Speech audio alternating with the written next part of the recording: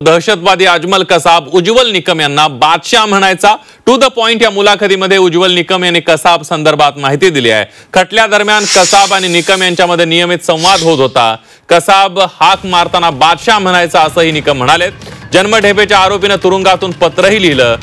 26/11च्या दहशतवादी हल्ल्यातला आरोपी अजमल कसाब हा उज्ज्वल निकम यांना बादशाह या आदरार्थी विशेषणाने हाक मारत होता असा गौप्यस्फोट उज्ज्वल निकम यांनी केलाय।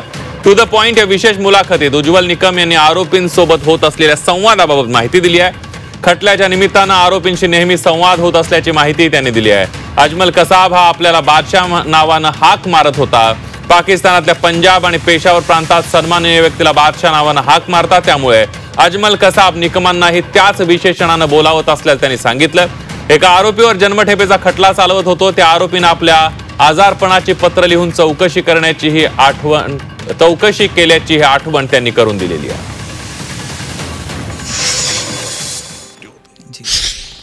आता मी त्यावेळेला इथे मुंबईला एका हॉटेलमध्ये राहायचो। शुक्रवारी मुंबई सोडायचो आणि सोमवारी परत मुंबईहून यायचो। आल्यानंतर माझ्या हाताला राखी बांधलेली होती, ती बघून कसाबने मला विचारलं की बादशाह ये क्या है। अच्छा, बादशाह असं म्हणायचं तो नेहमी मला मी हे बघा प्रत्येक गुन्हेगाराची मी बोलतो। आता काही गुन्हेगारांची नावं सांगणार नाही, पण तुम्हाला आश्चर्य वाटेल ज्या गुन्हेगारांना माझ्यामुळे शिक्षा झाली जन्मठेपेची, त्या गुन्हेगारांनी माझी एकदा तब्येत बरं नव्हतं, मला न्यायालयात 2 दिवस आलो नाही मुंबईच्या न्यायालयात, त्यांनी तुरुंगात त्यांच्या साथीदारामार्फत मला पत्र पाठवलं।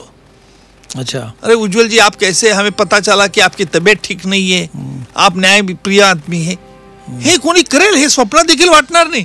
कमलेशजी मी आता आणायचं विसरलो, पण पुढची आपली भेट होईल, तुम्हाला मी ते दाखवतो। मी लॅमिनेट करून ठेवलंय की माणसांवरती शिक्षा जरी झाली एखाद्या गुन्हेगाराला माझ्यामुळे, म्हणजे मी प्रयत्न केल्यामुळे न्यायाधीशांनी शिक्षा दिली, तो गुन्हेगार माझ्याशी भांडत नाही, माझ्याशी शत्रुत्व ठेवत नाही।